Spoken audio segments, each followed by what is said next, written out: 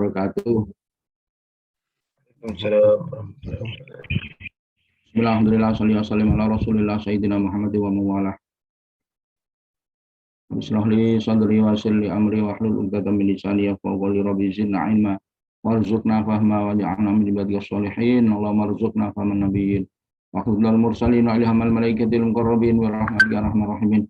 Allahumma arinal haqqa haqqa warzuqna ittiba'ahu wa batila batila musnabah. Allahumma ja'alna wa ladana dzurriyyatan talamidana min ahlil ilmi wa li khair wa la taj'alna insyaallah. Allahumma inna a'udzubika min adilla udalla zilla uzalla dalam udalla wa jalla yujhal alayhi azjaruk wa jalla sana'uka la ilaha ghairuk. Bismillahirrahmanirrahim. Alhamdulillah wa Allah. La haula wa la quwwata illa billah. Allahumma sabbi janani wa adina haqqa ala lisan rabbana tuzigh qulubana wa a'id hadaitana wa hab lana min ladunka rahmatan innaka wahhab. Rabbana atina fid dunya hasanah wa fil akhirati hasanah wa qina adzabannar wa qina adzabannar wa qina adzabannar wa adkhilna al-jannata ma'al abrari azza wa jalla rabbil alamin. Subhana rabbika rabbil izzati amma yasifun wa salamun alhamdulillahi rabbil alamin. Alhamdulillah. Para hadirin hadirat mustami'in mustami'at, mari kita memuji syukur kepada Allah Subhanahu wa taala sebanyak mungkin, setidaknya dengan haliyah, dengan perbuatan. Bersyukur dengan perbuatan, tidak cukup dengan ucapan saja. Memuji syukur dengan perbuatan itu mengerti apa yang dikehendaki oleh yang memberikan nikmat kepada kita. Saya sering mengibaratkan, tiba-tiba ada orang memberi nasi satu piring, terus kita ucapkan terima kasih, kemudian nasi itu kita buang. Wah, itu sangat menyakitkan itu. Meskipun sudah mengucapkan terima kasih. Jadi realnya muji syukur itu adalah melakukan apa yang diinginkan oleh si pemberi, yaitu dimakan. Ya, Allah memberikan kenikmatan kepada kita itu tujuannya untuk ibadah. Memberikan umur, memberi kapasitas, kemampuan untuk melakukan beramal. Ini harus kita lakukan untuk beramal, Mas Soleh. Bapak Ibu yang saya hormati, mari kita memperbanyak salawat salam kepada Muhammad Sallallahu Alaihi Wasallam. Mari kita juga kepada keluarganya, kepada sahabatnya, dan kepada pengikut-pengikutnya sampai dengan kita semua. Mari kita juga meningkatkan takwa kita kepada Allah Subhanahu wa taala dengan sungguh-sungguh, dengan melakukan semua perintah Allah dan menjauhi semua larangannya. Kita coba melakukan perintah Allah tidak hanya yang wajib saja, tapi juga mari kita habiskan gitu. Kalau bisa kesunatan-kesunatan yang ada itu kita ngeranoi gitu loh. Seperti kita makan disuguhi banyak ya, di meja makan begitu banyak sajian, masa kita hanya makan nasi dengan sambal saja, itu asal kenyang saja. Kalau bisa kita nikmati kabeh gitu. Lah melakukan ibadah itu juga begitu, jangan hanya yang wajib saja. Eman gitu, ada kemungkinan dan ada kemampuan kita menjamah yang sunnah-sunnah, ya kita sebisanya kita lakukan. Begitu juga menjauhi larangan Allah, jangan hanya yang ada, sampai dengan yang muluh kita jauhi supaya efektif gitu. Yang saya hormati, kebetulan anak-anak yang ngaji di tempat saya ini sudah saya kasih tahu bahwa sekarang saya minta untuk join di sini saja, sehingga nanti kita bisa berlanjut apa yang keseharian kita. Bagi panjenengan sedaya kalau mengikuti sampai 6:30 ya monggo gitu. Tapi tetap biasanya saya selesai 5:30, mulai 5:30 sampai 5:30. Alhamdulillah. Bapak Ibu yang saya hormati, untuk hari ini saya jadwalnya itu tidak baca Hidayatul Atqiyah, tapi Durratun Nasihin, dan kebetulan sudah mau habis. Saya lihat dulu, alhamdulillah sudah mau khatam, ya tinggal satu lembar. Ya nanti kita nikmati. Nah, sebelum itu saya ingin menyampaikan sesuatu, kenapa sih kita senang dengan ibadah itu? Supaya kita itu menjalankan ibadah itu menjadi full, ya harus didasari dengan senang dulu. Kalau kita melakukan dengan sesuatu yang senang, itu tak tahu habis waktu itu nggak terasa. Tapi kalau kita lakukan dengan susah payah, nggak enak ya, lama sekali waktu itu kita rasakan. Kita makan waktu untuk melakukan yang senang, melakukan ibadah, supaya habis waktu itu habis untuk ibadah, untuk sesuatu yang betul, itu harus kita dasari dengan motivasi yang senang. Senang itu tidak bisa dibuat-buat. Senang itu muncul dari keyakinan, muncul dari background kita keseharian. Ini kita bangun. Seperti ada dalil itu ya sangat terkenal sekali ketika masuk bulan Ramadan. Man fariha bituhu li Ramadan karramallahu jasadahu ala nira. Katanya hadis insyaallah gitu. Siapa orang yang senang, man taisabane wong fariha seneng sememan bituhulil Ramadan kelawan mlebune bulan Ramadan haramallahu monggo ngaramaken sapa Gusti Allahu ing man jasadahu ing jasate man anira yang tasih neraka. Seneng saja itu sudah diharamkan jasadnya dari neraka. Katanya kan enteng, seneng tok kok wis dibebasno dari neraka. Ternyata senang itu tidak mudah, tidak bisa dibikin-bikin, tidak bisa dibuat-buat. Kalau nggak ada background yang kuat, senang yang real, itu ya nggak bisa senang. Apalagi puasa, contoh puasa itu kan ya susah payah, nggak makan, nggak minum, itu lemas, mana harus tetap kerja. Nah, ini kan susah payah. Jadi terkadang hanya di lisan saja mengatakan senang begitu. Apakah begitu? Upayakan kita senang itu seperti buka puasa. Nah, ini logika kata Gus Bah itu logika nubuah, ya, logika nih beramal soleh, logika yang bagus, yang betul itu. Secara dohiriah memang nggak senang, tapi secara karena kita punya background yang kuat, maka kita menjadi senang, yang real senang. Nah, kenapa begitu? Nah, makanya kita harus ganjal dengan kekuatan keimanan. Jadi kalau kita punya keimanan yang kuat, itu senang itu datang sendiri. Koyok petani saat durunge panen ku wis seneng. Padahal kan belum panen dia. Melihat padinya sudah menguning, wah sewenangnya bukan main itu. Padahal belum merasakan sesuatu yang dia bisa ambil, belum.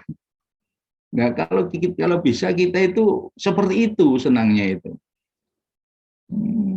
Bahwa kita betul-betul melihat jaza Allah itu real gitu. Bukan sesuatu yang kamuflase, bukan sesuatu yang hanya impian yang nggak ada terwujud sesuatu, itu tidak. Itu real, kenyataan gitu. Nah, kalau kita bisa keyakinan itu bisa embedded pada diri kita, enteng ibadah itu. Ya, seperti kita merasakan buka puasa itu loh senang gitu. Tidak hanya enteng, jadi senang ibadah itu. Kata tasawuf itu, tasawuf ya memang tasawuf ya tingkat tinggi gitu. Realnya kenikmatan itu sebenarnya ya kalau kita merefer pada kenikmatan di surga itu kan ketika bermuajahah dengan Allah SWT. Itu mengalahkan kenikmatan-kenikmatan yang lain.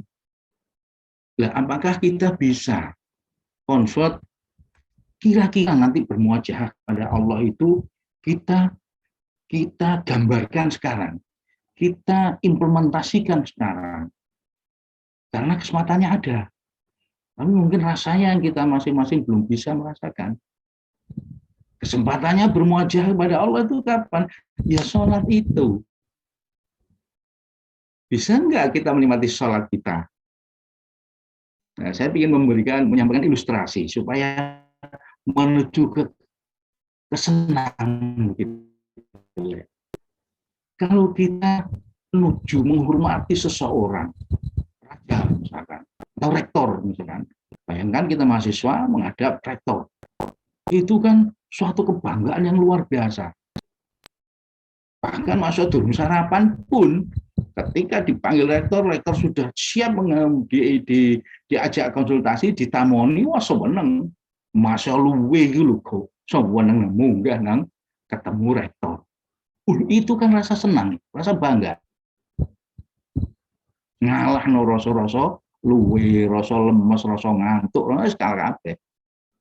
Padahal makan, minum, tidur itu kenikmatan surga itu. Kenikmatan surga yang dicicipkan oleh Allah untuk dirasakan di dunia itu, diantaranya makan, tidur, minum, kelumpur, suami istri, apalagi satu ya lupa ya. Nah, mari kita konversikan ke sana ketika kita sholat contohnya. Bisa senang itu apabila kita sudah masuk ke dunia itu. Jadi waktu setengah jam, 1 jam, wah itu enggak terlalu lama itu kalau kita bisa masuk dunia itu. Seweneng, kayak gitu contohnya dijak ngomong rektor, mau dijak ngomong rojo, walah seweneng pol. Nah, pengen mudun terus cerita koncone saking senenge. Nek wis lah mudun iki. Tapi bagaimanapun seneng menikmati jok mudun-mudun sik, suwi-suwian gitu. Begitu juga kalau kita analogkan, kiaskan ketika bermuajah pada kiai, pada alim ulama, kepada sunan meskipun sudah tidak ada ziarah itu kan sama dengan masih hidup dengan yang sudah meninggal itu sama, apalagi aulia itu mempunyai karamah-karamah yang bisa hadir itu. Loh, ini kan dunia keyakinan tapi kita bisa merasakan gitu. Jadi semua ekspresi aktivitas kita kalau kita niatkan untuk ta'abbud itu bisa menikmati seperti itu, otomatis milih yang bagus-bagus. Di Hidayatul Adhiyah kan ada itu bagaimana mengefektivitaskan waktu sesuai dengan target yang paling bagus, cara belajarnya, niatnya segala macam. Nah, di situ monggo kita belajar ke sana. Sudah barang tentu ini bukan sesuatu yang mudah. Memerlukan proses. Banyak hal parameter yang harus dibangun dari segi kesehariannya, menyedikitkan maksiat, makan yang paling bagus, perut tidak terlalu kenyang, ya gitu-gitulah itu. Itu parameter yang berjalan. Ibarat continuity calculation gitu, menghitung loop gitu, simulasi yang harus dipancing itu semakin lama semakin besar, semakin besar, semakin besar gitu. Jadi persamaannya bukan persamaan yang dimasukkan terus keluar hasil, enggak. Diberi contoh dulu terus dia iterasi. Nah, diiterasikan dulu. Nah, caranya membesarkan begitu. Jadi kalau sudah bisa begitu, ya mari saya juga sedang berusaha gitu ya, merasakan contohnya misalkan sholat, itu kita nikmati, ini kita sedang bermuajah kepada Allah, kepada zat yang tidak ada yang lebih istimewa timbang ini. Jadi pasti kita kerasan. Ya sampai dengan saya itu pernah berpikir, ya barusan tadi juga, kan sholat itu apabila nahan pipis itu kan makruh. Jadi satu hal yang paradok ini, satu sisi kita ini ada kemakruhan, di sisi lain kita harus senang bermuajah kepada Allah. Penyelesaiannya gimana? Saya tadi berpikir, ya Allah yang menghendaki saya pingin pipis itu nggih jenengan nih Gusti. Kan ngono. Di batin saya itu kan begitu kan. Sehingga bisa, enggak, yang bisa menyelesaikan saya harus meneruskan sholat dulu, atau saya harus pipis dulu, berhenti di rakaat keberapa, begitu. Akhirnya terjadi gitu loh. Kira-kira tarhim, sebelum tarhim, saya harus berhenti, pipis dulu. Nah, ini penyelesaian. Begitu setelah pipis, kan enak, rasanya awak lagi plong. Ini logikanya kenapa ada kemakruhan itu. Karena kalau diteruskan itu kan nggak bisa konsentrasi enak gitu. Berhadapan dengan Allah, bermuajah dengan Allah, kok ada sesuatu yang ganjal di diri kita. Ini kan ada sesuatu yang mengganjal. Nah, itu diselesaikan. Jadi ada aturan makro, sunnah itu bukan sesuatu yang cuma-cuma, pasti ada hikmahnya gitu. Bapak Ibu yang saya hormati, ini sekelumit apa yang saya rasakan. Mudah-mudahan kita semua bisa membangun seperti itu, sehingga apa ini mengisi waktu demi waktu semakin efektif, semakin besar target yang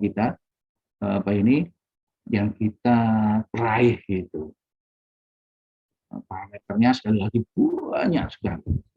Bagaimana Gusti Allah yudhaifu liman yasha, itu tergantung parameter-parameter yang batinnya itu. Minimal ganjaran itu dilipatkan 10 itu kan minimal.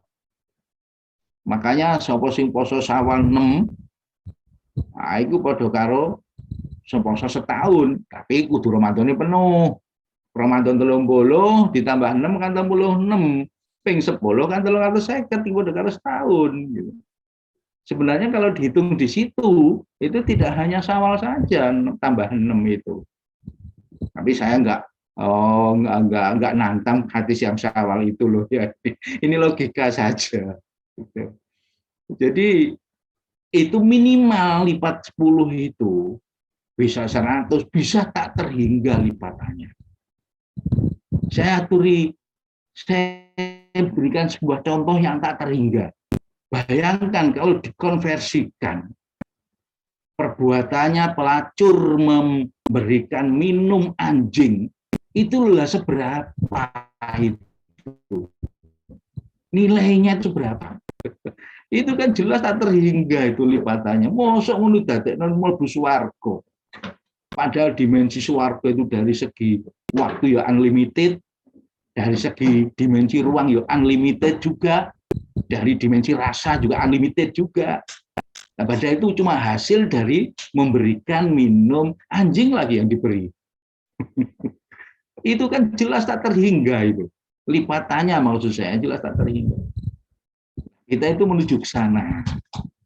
Jadi meskipun belum bisa semua amaliyah kita itu berkualitas tinggi dalam hal niatan, dalam hal keikhlasan, ya mari kita bangun, kita telateni.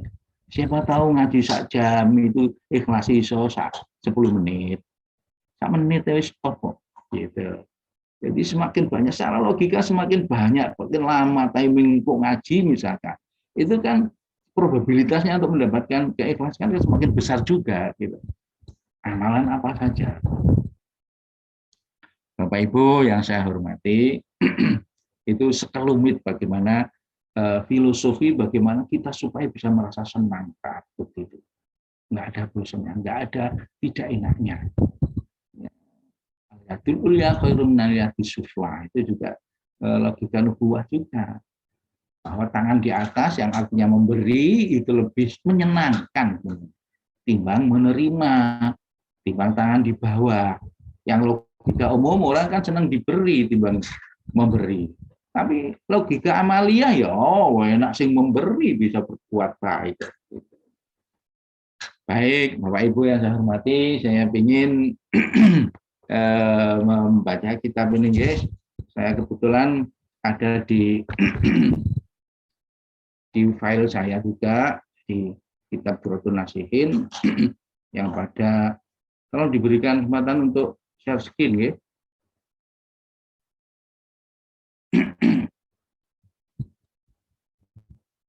Oke, sudah nih.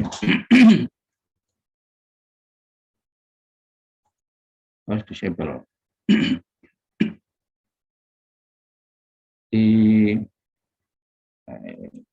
Belum bisa? Jadikan co-host, tolong. Mas Wahib, tolong menampilkan kitabnya. Baik, ampun. Nggih, sampun.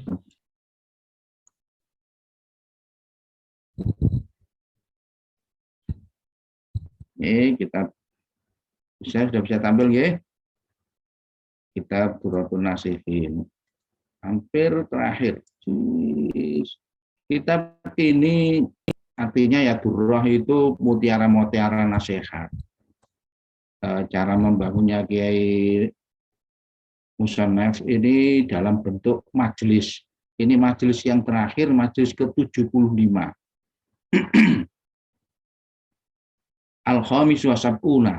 Ini menjelaskan tentang fadilati qiraati suratul Ikhlas ma'al bismillati, ma'al basmalati.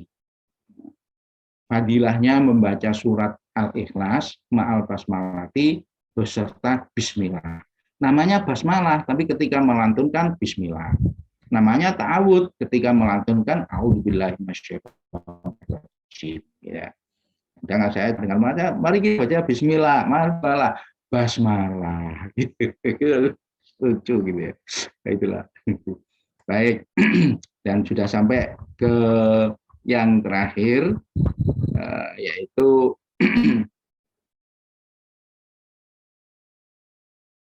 ini. Malik al-Masyarib. Bismillahirrahmanirrahim. Qala al-musannif rahimallahu taala nafa'ana bihi wa bi ulumihi fid dharaini amin. Bismillahirrahmanirrahim. Hukia dan diceritakan anak Nabi alaihi salatu wasallam saat menikah Nabi alaihi gum tetap mengatasi kanjeng Nabi as-salatu ta tambah rahmatan wa salam keselamatan. Karena ono sapa kanjeng Nabi jalisan iku pinara ala babil Madinah ti ing atase lawang ngarepe lawang Madinah, lawang kutha.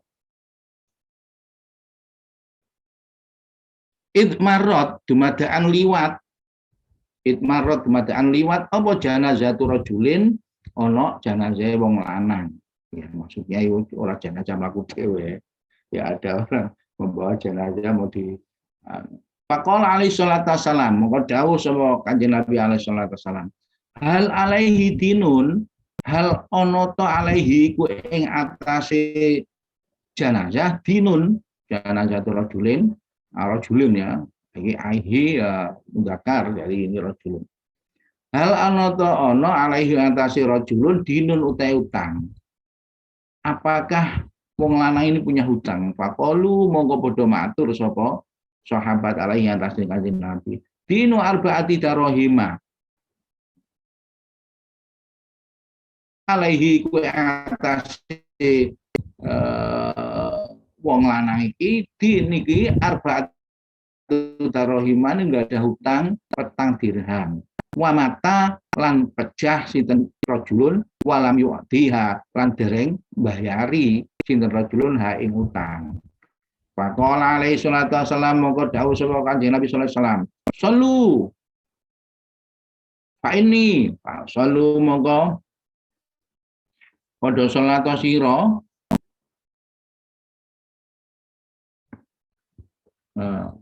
Sallu. Mongko padha salat sira fa ini mongko saat temen ingsun la usolli iku ora salat ingsun alaman yang tasi wong kang ono alaihi iku yang tasi madinun ta utang. Oh, para sahabat disuruh diperintahkan kanjeng Nabi untuk mensolati, tapi kanjeng Nabi tidak. Nah, ini sallu inna usolli ala alaihi dinun. Wa mata lan mati sapa man walam ya'ti lan durung bayari. Masya Allah ini diutang ini. Kan stabil ya sumber. Panazala Jibrailu mongko turun sapa Jibril alaihi salatu wasalam. Pakola mongko matur sapa Jibril. Nah, karena derajat Jibril rendah timbang Nabi Muhammad, jadi bosokno matur. Mongko matur sapa Jibril, ya Muhammad. Innallaha ta'ala satamani Gusti Allah taala ya krauka iku macaaken sapa Gusti Allah taala assalamu salam Gusti Allah maksudnya Gusti Allah lu salam sampeyan nanti Nabi wa yaqulu lan dawuh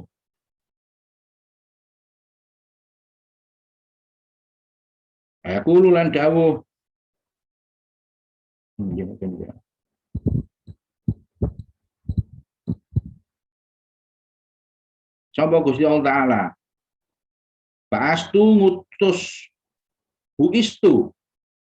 Oke. Ba'astu ngutus ingsun. Nek buistu itu den utus. Nek ba'astu. Saya sambil baca KP. Sorry ya. Ba'astu ngutus ingsun. Dawe Gusti Allah. Jibril ing Jibril.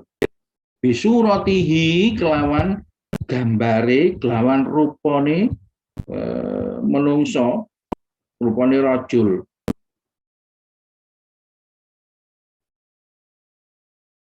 Oke, kula pastiaken. Bisurati kelawan rupane rajul, kok rajul ya? Wa adalan nekani sapa rajul dinahu ing apa iku utange rajul. Oh, berarti rajul ya.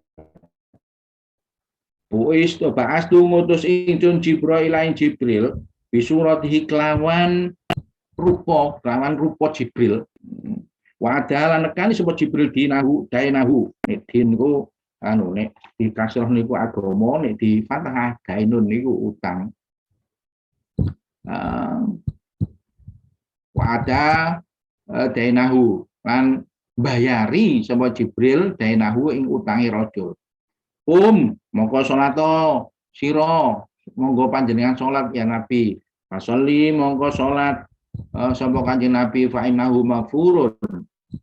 Fasalla sapa iki jan. Mongko salat fa innahu mongko satemene rajul maghfurun iku den ngapura lahu apa kedue rajul. Wa man utai sapane wong salaiku iki salat kene iki maca selawat iki berarti.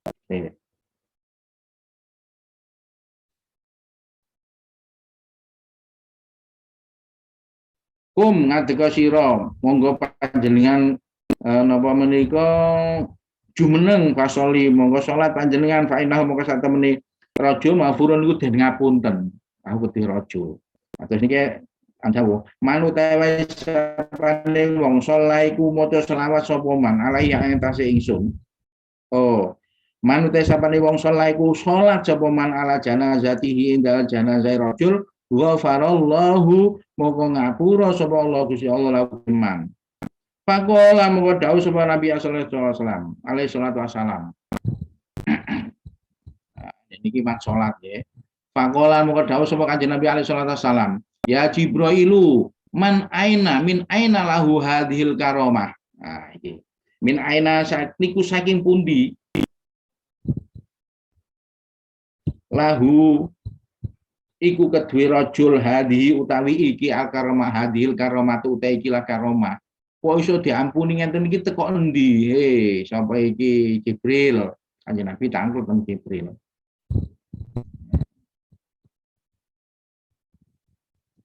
Pakol Nabi sallallahu alaihi wasallam min aina lahu hadil karamah. Pakola mengucap sapa Jibril menjawab bi qiraatihi kulla yaumin mi'ata marratin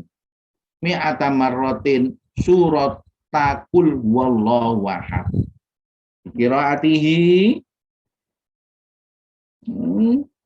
kelawan wacanane rajul kulla yaumin ing dalam saben-saben dina mi'ata marratin ing 100 ambalan surat kul wallahu ahad ing surat kul wallahu ahad. Ini tadi kan masih menjelaskan memang keistimewaannya kul wallahu ahad. Jadi keistimewaan seperti itu karena dia mempunyai bacaan setiap hari, setiap malam ya, lailatin kulayamin. Kulayamin, yang marrah 100. 100 itu kan tidak banyak sebenarnya. Bagi orang yang senang ya itu sebentar saja. Sebentar. Saya ingat Kiai Abdus Syakur. Saya tahu, saya perhatikan itu setiap sholat yang ngimami, kemudian ada sunat baca surat setelah Fatihah. Itu sebelum surat Fatihah, sebelum surat itu beliau itu sebentar baca Qul huwallahu ahad sambil memberikan kesempatan makmum untuk membaca dulu. Nah, ini kemarin di Fathul Mu'in itu dibahas sampai keistimewaannya senjelimet itu, keistimewaannya jamaah itu. Kan makmum itu tetap berkewajiban melafalkan Fatihah. Karena Fatihah itu rukun dari sholat, rukun qauliyahnya sholat. Di sisi lain, makmum juga ingin mendengarkan bacaannya imam.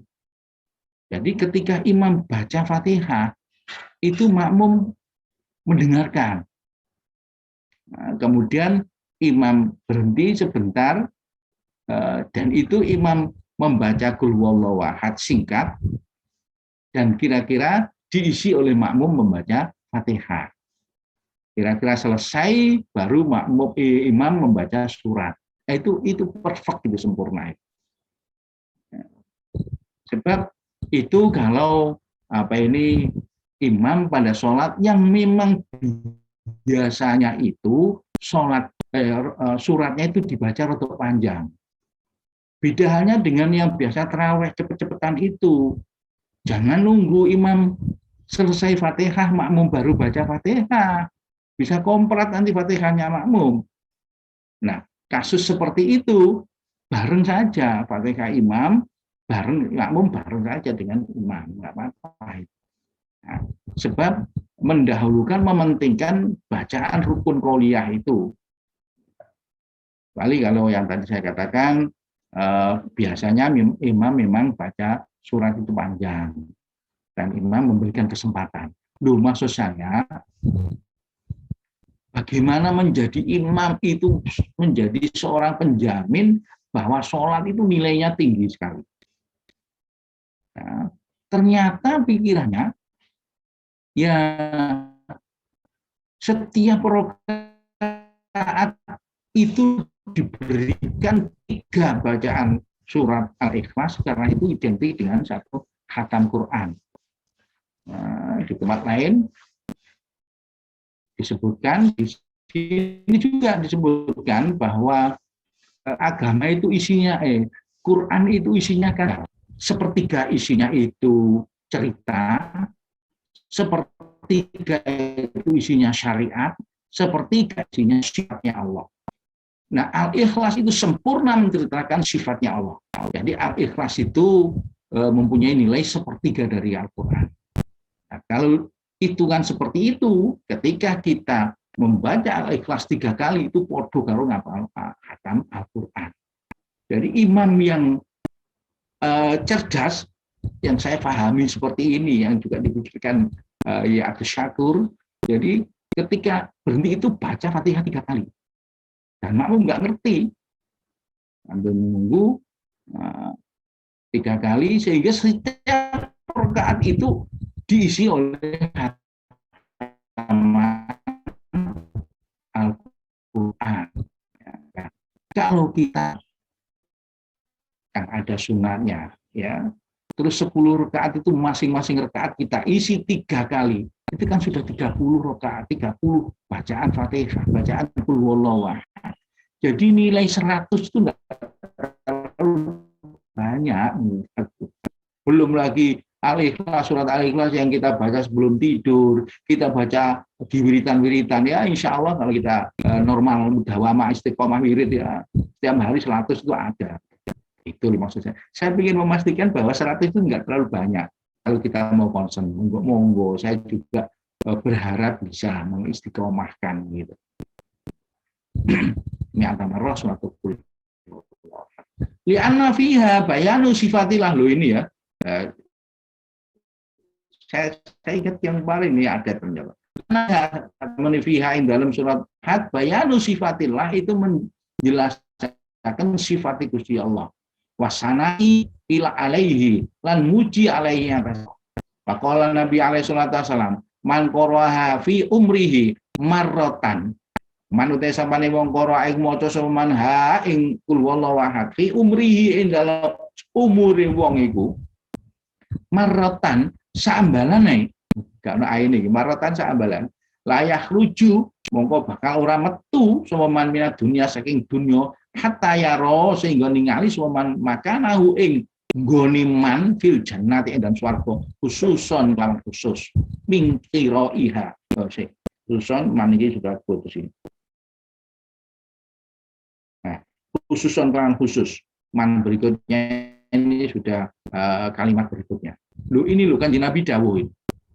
Olah Nabi alaihi salatu wasallam, man qara'a fi umrihi marrotan la yakhruju dunya hatta yara makanahu fil jannati khususan. Sapa wonge maca Qul huwallahu ahad fi umri dalam umur pisan ae la yakhruju minad dunya mongko ora bakal metu sapa man minad dunya saking dunya maksudnya meninggal hatta ya sehingga makan goniman dan nanti dalam swarga khususan kelawan khusus ya ngene lho keistimewaane Qul huwallahu ahad. Memang disinyalir kitab ini rodok akeh hadis-hadis yang sifatnya tidak begitu kuat, hadis-hadis fadilah.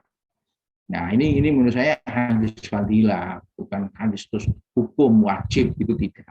Nah, memang ada toh hukum itu kan ada levelnya, ada fardu, ada wajib, ada sunnah pun ada sunnah muakkad, ada sunnah luar muakkad, ada fadilah, ada apa yang mubah, yang kebaikan gitu saja. Saya tadi sudah sampaikan bahwa kita menikmati beramal soleh itu tidak hanya yang sifatnya qot'i wajib gitu saja. Itu jelas kita lakukan, terus kita tambahi supaya gemuk. Gitu ya. Jadi keistimewaannya. Kenapa sih kok istimewa ini? Bagaimana tidak di situ menjalankan sifatnya Allah? Wasanai alaihi dan memuji pada Allah. Itu kan sesuatu yang tidak kecil begitu loh. Saya memberikan ilustrasi gini ya. Bagaimana pengakuan terhadap ketuhanan Allah itu lebih penting melebihi pentingnya alam dan sekitarnya kalau tidak ada yang mengakui gitu loh. Makanya wong sing oporane meninggal dalam la ilaha illallah dalam jannah itu jelas sih. Saya ingin memberikan ilustrasi, ono pabrik gawe produksi gawe sahara gada. Dadane gak ono blas sing ngakoni nek produksi gawinane pabrik. Ya mrene pabrik. Dadane jek ono situ ae sing ngoni. Ya seneng dadekno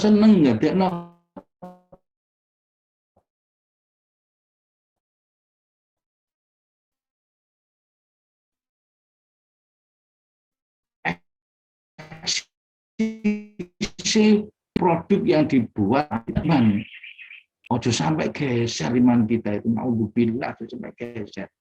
Meyakini keyakinan itu yang membuat kita menjadi kawulane Gusti Allah sing dicintai, sing dijanjekno nang swarga segala macam. Tapi begitu dirusak dengan kemusyrikan, dirusak dengan keingkaran, ya wis hilang. Jadi betapapun besarnya dosanya wong ini, selagi masih beriman, selagi masih tidak musyrik, itu masih besar ampunane Gusti Allah. Wah, itu doa yang makul itu. Sekaligus bahas. Sak gede-gede ini doanya wong ini, aman. Itu akan masuk surga. Meskipun dosa besar itu harus dibayar dulu di neraka misalkan sampai triliunan tahun. Loh, gak terima ribuan tahun, triliunan tahun dalam kompensasi bayari dosane sik. Angka triliunan tahun itu kan berhingga. Berhingga itu sebesar apa akan habis. Jarak itu sejauh apapun kalau kita melangkah akan sampai. Kecuali menang, akan sampai. Jadi angka selama apapun di neraka, selagi orang itu akan masih punya iman, akan ada harapan ke surga. Nah, ketika di surga itu unlimited time. Akan tinggal di sana kholidina fiha. Salah kalau Agus dia mengatakan ternyata surga tidak kekal. Surga itu kekal karena dijanjikan oleh Allah. Nah, kekal itu unlimited time. Bilangan pun besarnya kalau dibanding atau dibagi dengan bilangan yang tak berhingga, maka yang berhingga berapapun itu akan kecil sekali. Ibarat nol, ibarat saja ini. Itu loh, masuk akal bahwa nilai keimanan itu tak terhingga. Jadi wong sing gak itu wong sing jek dosa iku aja dimusuhi. Kata Gus itu juga saudara-saudara kita, tidak menghalangi mencintai kepada Allah, tidak menghalangi mengimani kepada Allah meskipun orang itu masih bisa. Nah, itu ini melahirkan kita itu toleran yang sangat tinggi. Selagi jangankan wong oporane mukmin sing fasik, sing guru mukmin itu kita harus berbaik hati. Sebab kita tidak tahu bahwa mereka juga mendapatkan potensi, bahwa mereka juga mendapatkan kemungkinan mendapatkan hidayah dari Allah Subhanahu wa taala. Siapa tahu nanti sebelum mati 1 detik itu dia masuk Islam. Sayyidina Umar itu loh pernah menginginkan membunuh Kanjeng Nabi. Sayyidina Umar, calon khalifah itu pernah punya keinginan membunuh Kanjeng Nabi. Oh, ini dasar bagaimana selagi manusia itu dulur kita, gitu. Sebab kita nggak tahu, saudara semua itu saudara kita semua. Ojo dimusuhi. Ini pemikiran gini, keimanan begini ini mendasari kita harus toleran, kita harus ramah, kita harus bangun kedamaian segala macam. Nah, Bapak Ibu yang saya hormati, saya kok ngotot memang ini penting gitu ya. Jadi intoleran dan toleran itu orang yang nggak mau toleransi itu dianggap ini wis wong dosa itu terus ngene kok omane kok jangan. Masa belum Islam masih jadi kafir, masih jadi belum Islam aja terus dikufuri gitu, jangan. Ya ini dicap itu jelek, jangan. Kita tidak tahu mereka punya potensi kebaikan juga. Makanya bersahabat juga begitu. Misalkan ada luka gitu, oh jadi anggap itu terus luka kemudian memutuskan hubungan kita, jangan. Emang selama ini kita menjalin hubungan begitu banyak, dan konseling didik dari menjalin murid-murid, ya saja, santai saja, gitu. Jadi itu semua adalah ujian. Ini padahal ini mau pisan tok, Bapak Ibu yang saya hormati, itu menjadikan khususon. Man qara'a fi sholawatil khamsi fi kulli yaumin marratan yashfa'u yaumal qiyamati li jami'i akrobaihi wa asiratihi mimman qad istaujaba an-naro. Masya Allah, ini ada di hadis arba'in ini. Man utawi sapane wong qara'a iku maca sapa man ha ing surat Al-Ikhlas fi sholawatil khamsi dalam sholat 5 fi kulli yaumin ing dalam sebab saben dina marrotan saambalan yasfa'u mongko nyelametaken dalam ini ya ono fa'ile ya paling syafaat. Nah, ini kan fa'ile Gusti Allah nyelametaken ini kita.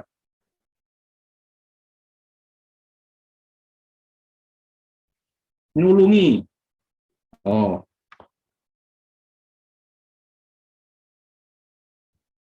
Nah, ini bisa nulungi, memberikan syafaat ternyata rujuknya ke man ini.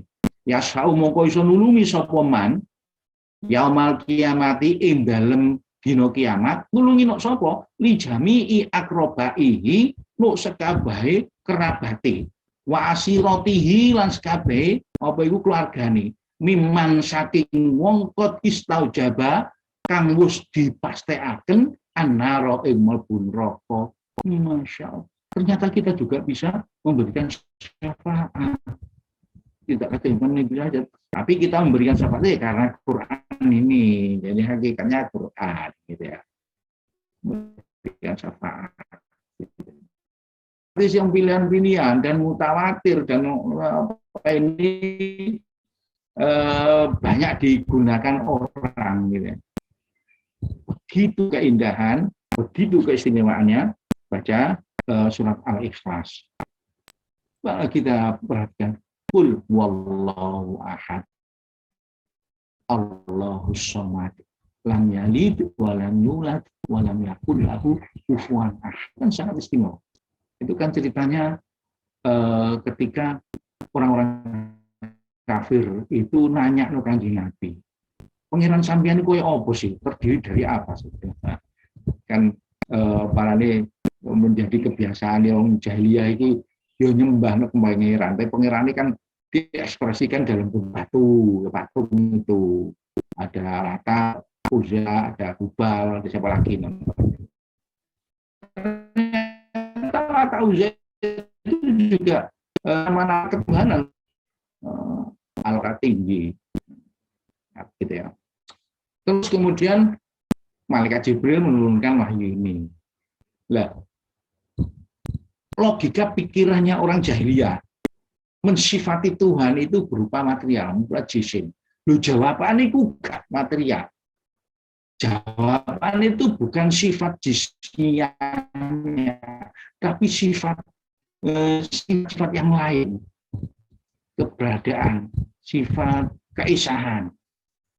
Katakan bahwa Tuhan itu esa.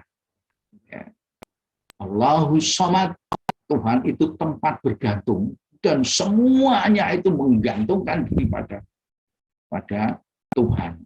Ya, maksudnya. Jadi jawabannya itu kan di luar dugaan. Di luar dugaan pemikirannya wong jahiliyah pada saat itu sing dikira kok jawabannya wah kok emas, wah kok selopo, fiddah itu perak ya. Kan bayangan Tuhanku itu kok watu. Apa Tuhanmu itu kok emas gitu toh. Kan begitu. Tapi waktu itu sudah bisa berpikir. Karena Bibah itu bukan karena kebodohan, memang kemapanan pikirannya pada saat itu seperti itu. Buktinya tidak dialog oleh Quran. Ya, dijawab oleh Quran itu kan berarti menjawab dialog pemikirannya orang kufar itu. Itu artinya sudah berpikir, tapi masih seperti itu. Pikirannya sederhana kan itu. Nah, kemudian Allahu Samad, lam yalid walam yulad walam yakul lahu kufuwan ahad. Tergantung ini kan juga sangat luas sekali. Itu kan sangat memuji Gusti Allah dengan itu tempat bergantung segala sesuatu yang jangan ciptakan itu menggantungkan kepada panjenengan kayak gitu. Asana itu memuji.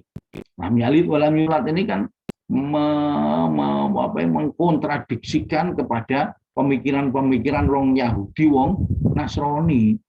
Wong Yahudi ngarani Uzair itu anak Gusti Allah. Wong Nasrani Gusti Allah. Lah iki lho dibersihkan. Dibersihkan dari pikiran itu.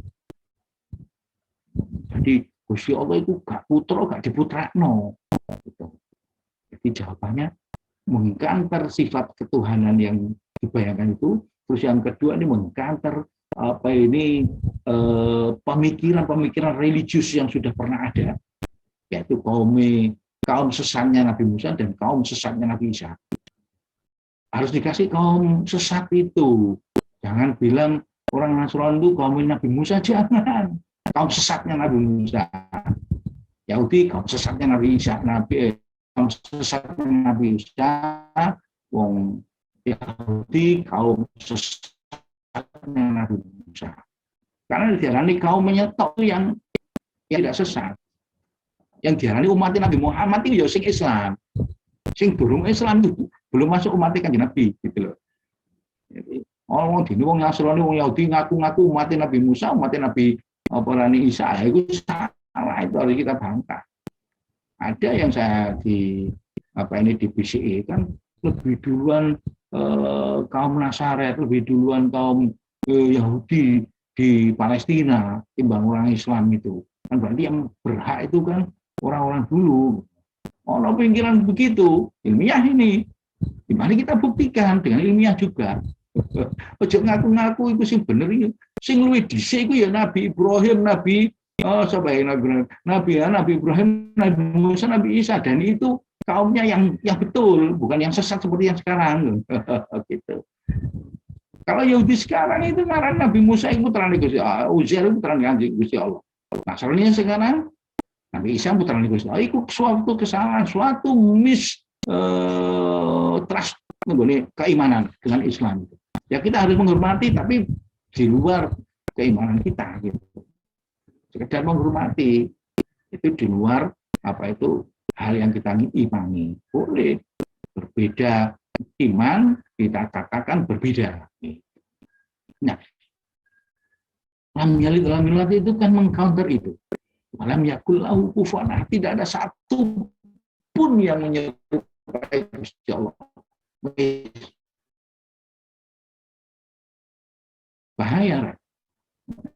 Bahaya kalau ditegakkan, itu bahaya tentang ketuhanan. Manusia itu pada hakikatnya kan pasti mengakui adanya ketuhanan. Cuman meletakkan Tuhan itu siapa itu? Sampai orang ateis, orang komunis itu sebenarnya mengakui ketuhanan. Cuman dibuntu, ditutup dengan setan, ditutup dengan nafsu, kesombongannya. Kalau nggak mengakui Tuhan itu, terus dia itu loh yang mengalirkan darah dalam tubuhnya itu masuk dirinya. Terus kalau dia itu kepleset, gak sadar misalnya, itu sopo sing nguasai kepleset gitu, sing nguasai dia itu turu berarti itu sopo, gak ngakoni ketuhanan. Mereka itu yang komunis pun, yang ateis pun pasti mengakui ada kekuatan di luar dirinya. Kalau sakit ada yang menyembuhkan, itu pasti ada keyakinan itu, cuman ditutup. Lo iki lo kufuwan ahad itu. Jadi saya ini penjelasannya Gus Bahak bisa ngomong ini kan. Saya usahakan ini turu yang ndolak setelan dari Gus Bahak sing beruang bisa nambah ilmu. Tidak sekedar ilmu, nambah keyakinan, nambah rasa. Ini yang paling penting. Rasa ta'abbud itu semakin cenah. Bukan semakin terpaksa. Bahwa ibadah itu kebutuhan kita, keperluan kita. Bapak Ibu, jadi betapa saya menyisipkan tadi bagaimana qul huwallahu ahad itu kok begitu istimewanya. Itu tadi analoginya. Karena di dalam surat ini mengekspresikan keistimewaan yang sangat besar. Saya gambarkan tadi pabrik menjadikan produk, produksi gak ngakoni, ini dia digawe pabrik. Ini muri-muri pabrik. Kayak gitu. Jadi meskipun ada satu produk saja diciptakan oleh pabrik, maka pabrik itu akan mengiyakan, ini mengeksiskan. Jadi Bapak Ibu yang saya hormati, dunia iki nek gak ana wong iman sitok ae buyar dunia ini. Ini sebuah keyakinan. Jangan sewu saja berarti uripe wong sing dudu iman itu nunut wong sing iman. Betapa penting. Iya. Jadi harga diri seorang mukmin itu sangat tinggi. Ojo dijatuhkan. Ojo jaluk tulisan menjatuhkan diri. Gitu. Jadi rendah diri itu nggak boleh. Tapi kalau rendah hati itu keharusan. Terkadang kita confuse antara rendah hati dengan rendah diri.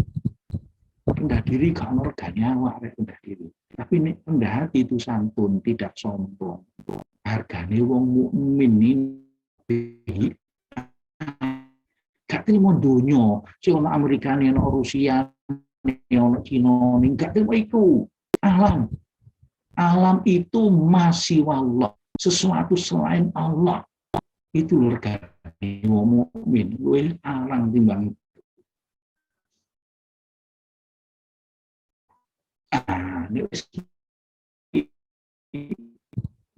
harganya hidup yang beriman ini.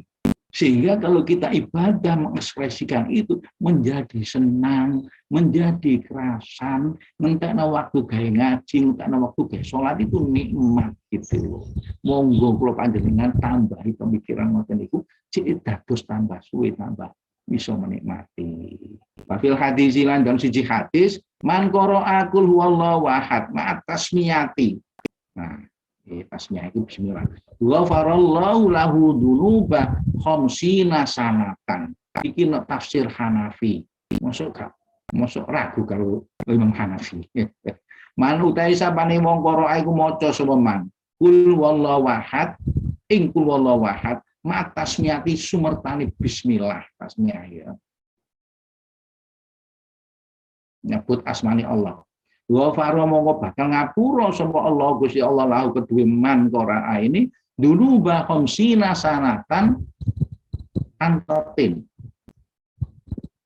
Tanah ya, sing terkenal ku tan, tapi ini getin sak jane gak apa-apa. Dunuba khamsina maka ghafara mongko bakal ngapura sapa Allah Gusti Allah kedue man dunuba khamsina ing dosa 50 sanatan apane taune. Nah nek diwaca dunuba khamsina sanatin ing dosa 50 tahun gitu. Ini sanatane gak usah diwaca apane, langsung digandengkan gitu. Jadi jet. Bapak Ibu yang saya hormati, jadi biasanya jenengan-jenengan kan materi jam 6. Ini lebih 10 saya ekstra 10 lah, mohon maaf. Mundur 10 menit, jadi kita akhiri segini saja. Anak-anak yang biasa ngaji saya biasanya mulainya jam 5:30, tadi sudah mulai juga, jadi ekstra sekarang selesai, jangan panjang-panjang. Hukia wallahu a'lam bishawab. Jadi belum bisa khatam, makanya belum sekarang. Alhamdulillah, mudah-mudahan apa yang kita bahas tadi mendatangkan manfaat. Allahumma amin, bisa menjadi penyebab kita dapat hidayah dari Allah Subhanahu wa taala. Amin. Bisa meningkatkan keikhlasan kita, bisa meningkatkan kesabaran kita, bisa meningkatkan rasa syukur kita, bisa meningkatkan keikhlasan kita, bisa meningkatkan istiqomah kita dalam melakukan ibadah, bisa meningkatkan takwa kita kepada Allah Subhanahu wa taala dan mendatangkan ridho-Nya. Saya mohon maaf.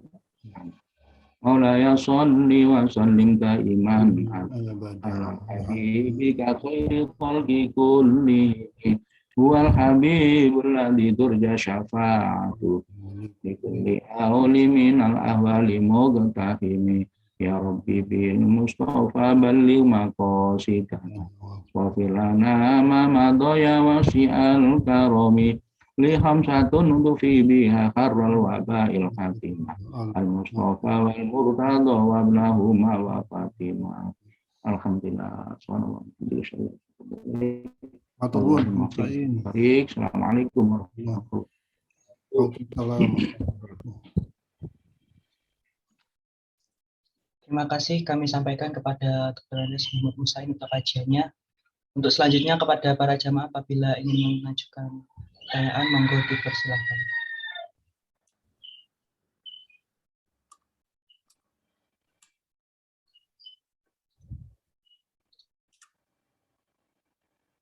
Terus saya Mas Wahid. Assalamualaikum Pak Musain. Waalaikumsalam warahmatullahi wabarakatuh. Saya mau tanya bagaimana kalau caranya jadi pelajar yang nggak mudah ngantuk, terus nggak mudah menyerah, terus kuat belajar sampai pagi gitu, Ustaz. Gitu ya. Alhamdulillah. Ini nggak apa-apa ya Bapak Ibu yang lain ya, saya jawab dulu ya. Pertanyaan menarik. Saya jawab sebenarnya dari motivasi. Orang itu kalau motivasinya kuat, rasa ketakutan, rasa ketidakenakan itu kalah semua. Tapi kalau nggak ada motivasi, ya ngelentuk. Saya pernah ceritakan, kita itu memanjat pohon 100 meter di atas permukaan bumi ini, kan takut sekali itu. Rasa berani kita, wedi, mulai waktu nunggu ndelok ngisor, waduh melip. Tapi kalau di sana ada ibu kita atau anak bayi kita yang kita harus nolong, apakah kita takut? Hilang rasa takut itu, ngantuk hilang, gitu loh. Bisa nggak kita konversikan ke sana? Jadi motivasi itu ternyata penting. Jadi begini, menurut saya bisa kunci sukses itu ada dua. Kita harus membangun kemampuan dan membangun kemauan. Kemampuan itu pada hakikatnya komponennya 3. Ada ilmu, ada skill, ada experience. Ini harus dibangun. Jadi ilmu itu ya pengetahuan, skill itu keterampilan, experience itu pengalaman, pernah melakukan, punya rasa. Gitu. Jadi kemampuannya itu sudah sampai rasa, tidak sekedar ngerti. Kemudian kemauan itu tidak 3 komponen juga. Nomor 1 itu motivasi kuat. Nomor 2 percaya diri. Nomor 3 adalah konsistensi. Nomor 3 istiqomah. Jadi harus terus percaya diri, yakin. Kita tuh bisa kok. Artinya jangan sombong. Bisa itu kita andalkan kemampuan Gusti Allah. Kita diberi kemampuan oleh Gusti Allah kan terbatas. Tapi ada sesuatu yang tidak terbatas pada diri kita, itu diberikan oleh Allah untuk minta bantuan pada Allah.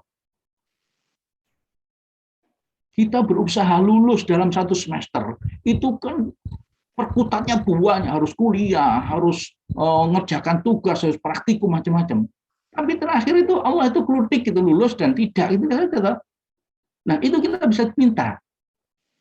Jadi secara dohir kapasitas dohiriyah, kemampuan kita yang diberikan oleh Gusti Allah, kita habiskan dulu. Baru kita pasrahkan kepada Allah dan berdoa. Nah berdoa itu minta Gusti Allah. Kalau sudah melibatkan kapasitas Gusti Allah, wah dunia ora tarit dengan mudah ini.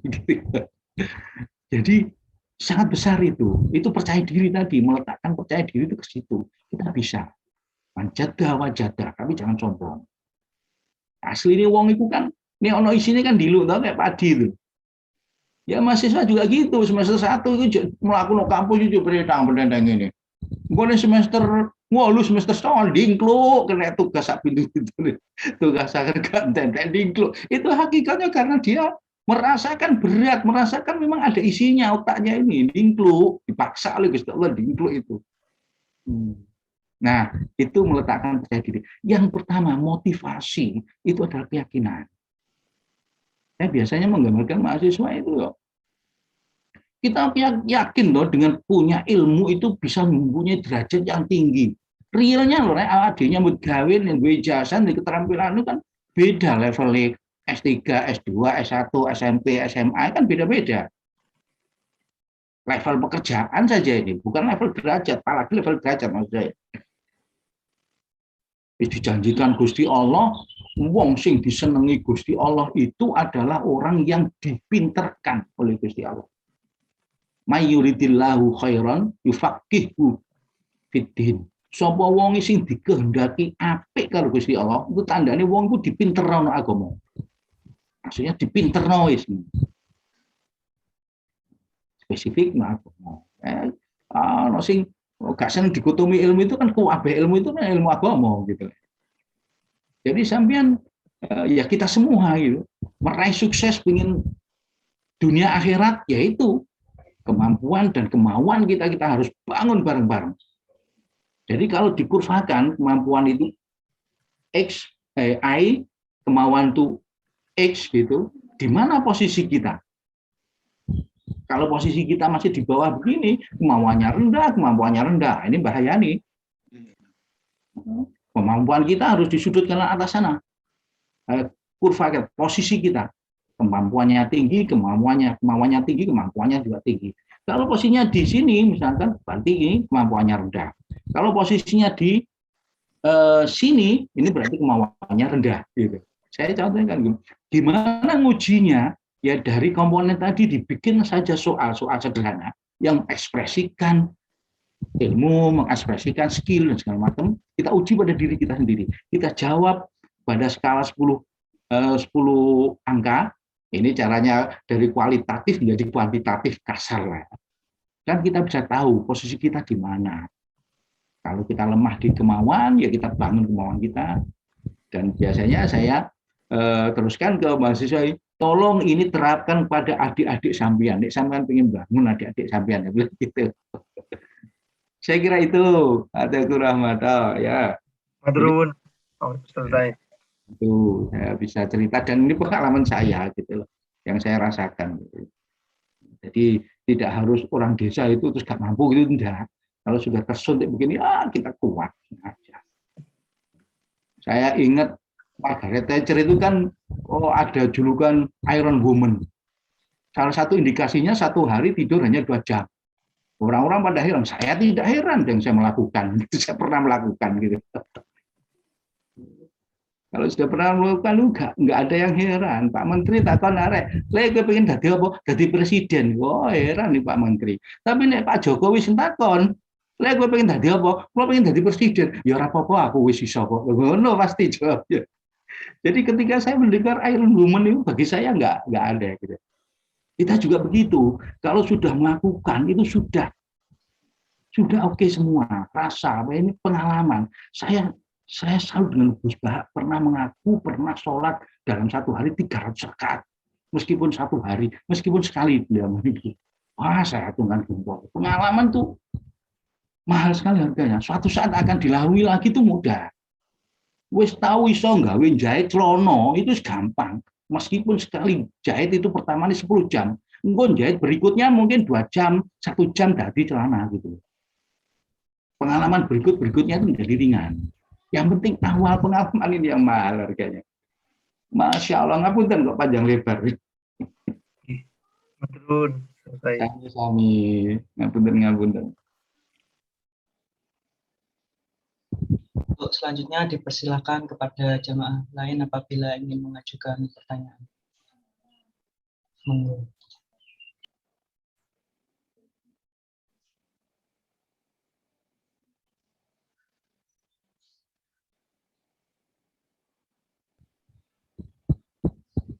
Oh ya, ini yang Sabtu ya bebas ya, nggak ada apa-apa ya, nggak apa-apa. Molon juga nggak apa-apa.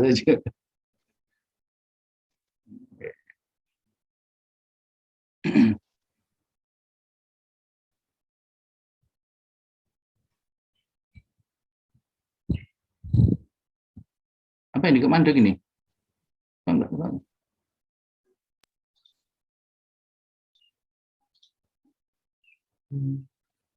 Monggo kepada partisipan atau hadirin yang ingin mengajukan pertanyaan.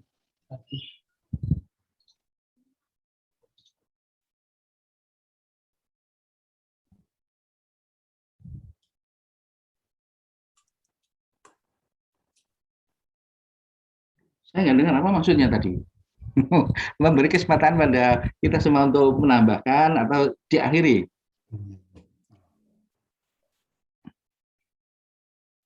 Oh, mungkin kami saya tadi. Oke, ya.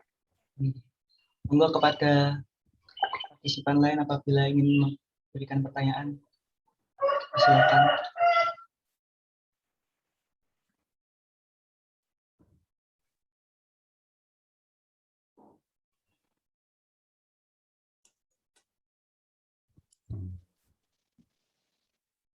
Tidak harus pertanyaan, pengen nambahin monggo. Pak Fakih, Pak Masuri yang lain monggo. Ada Pak Agus Subianto, monggo nambahin. Pak Arman. Dan tidak satu arah, 2 arah. Kalau pengen nambah, pengen dapat.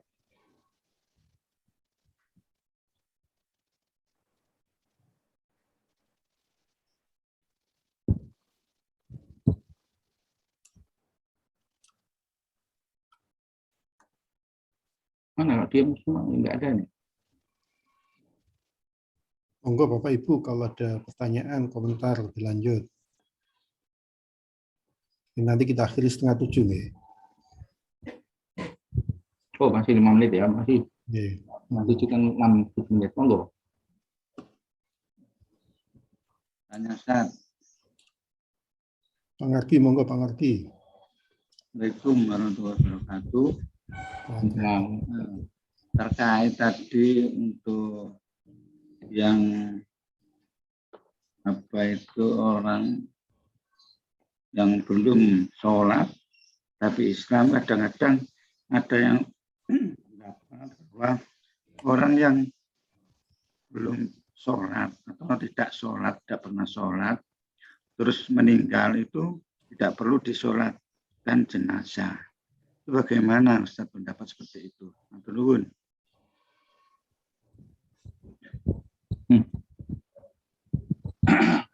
Terima kasih.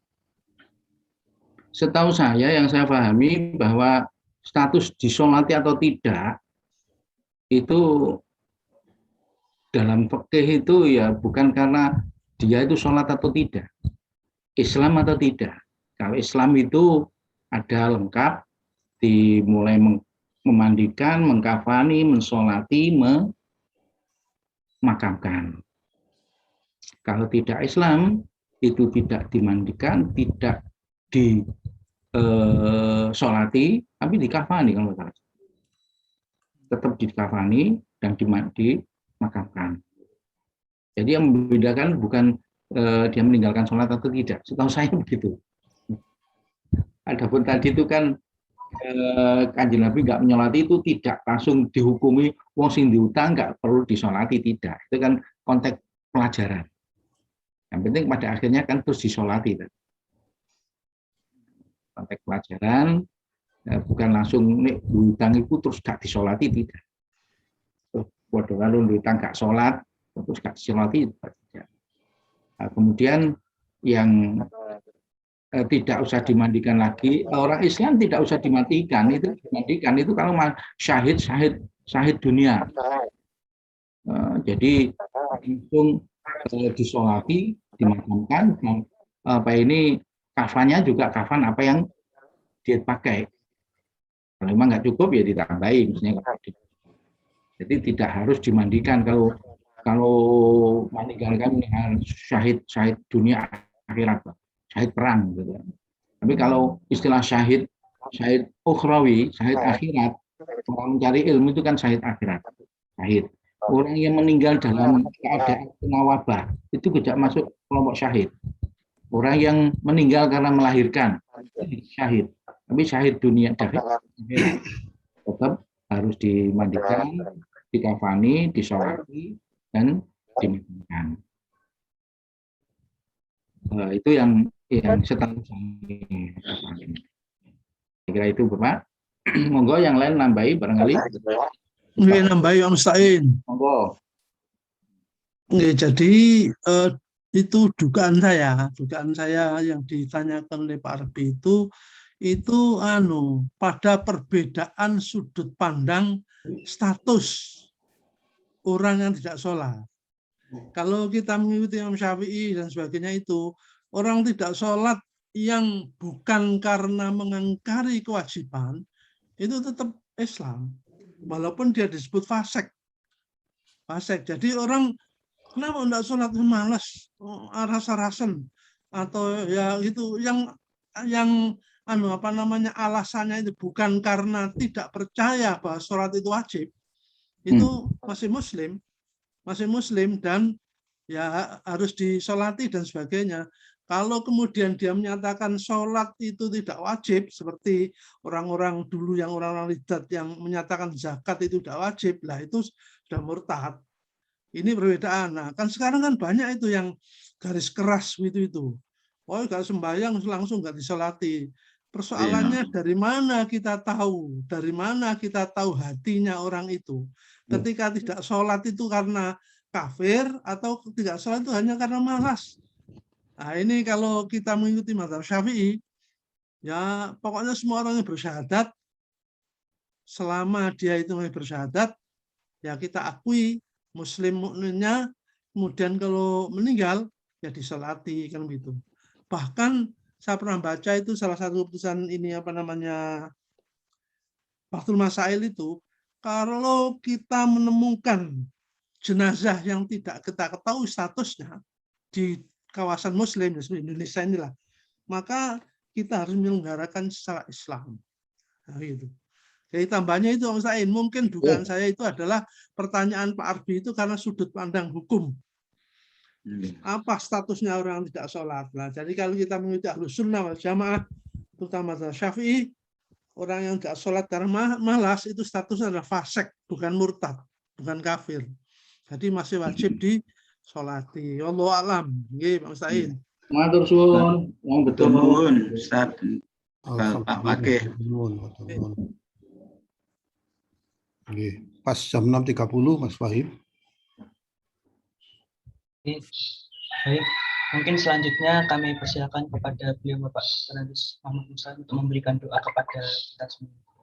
Tuhan ya jodoh ya. Bisa.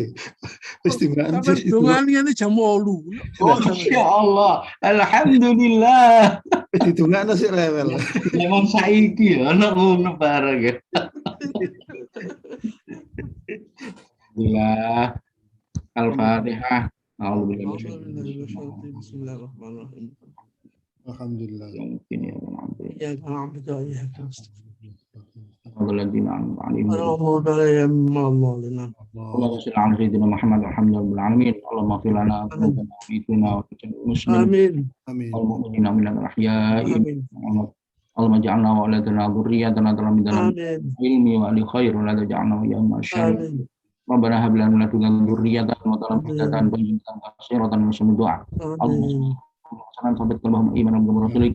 Amin. Allahumma sabit qalbahunna imanan bi rasulik. Amin. Allahumma ij'alhum sholihan sholihan jamilan abidan zahidan jamilan hadiqan faqihan aliman nafi'an saliman hawidan Qur'an. Allahumma ij'alhum sholihatan sholihatan abidatan zahidatan jamilatan hadiqan faqihan alimatan nafi'atan Amin. salimatan hawidan Qur'an. Allahumma tawil umrahu sahih jasadahu wa hasin Amin. wa aslih lisanahu wa hasin sadahu Amin. Barakat Muhammadin sallallahu alaihi wasallam rabbana atina fid Amin. dunya wa fil akhirati hasanah wa qina adzabannar wa qina adzabannar wa adkhilna jannata ma'al abrar ya sayyidi wa rabbul alamin subhana rabbika rabbil izzati amma yasifun wa salamun alal mursalin walhamdulillahi rabbil alamin al-fatihah A'udzu billahi minasyaitonir rajim. alhamdulillahi rabbil alamin Iyyaka na'budu wa iyyaka nasta'in.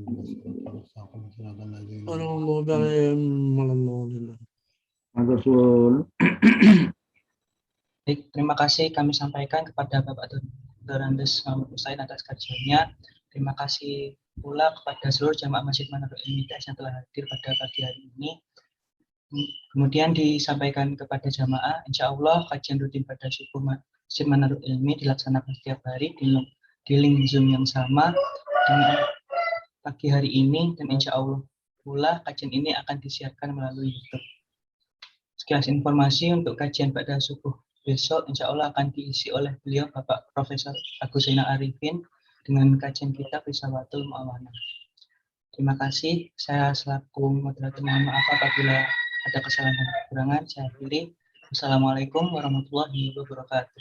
Waalaikumsalam warahmatullahi wabarakatuh. Wahib. Makasih. Assalamualaikum. Matur sangat nggih. Enak-enak.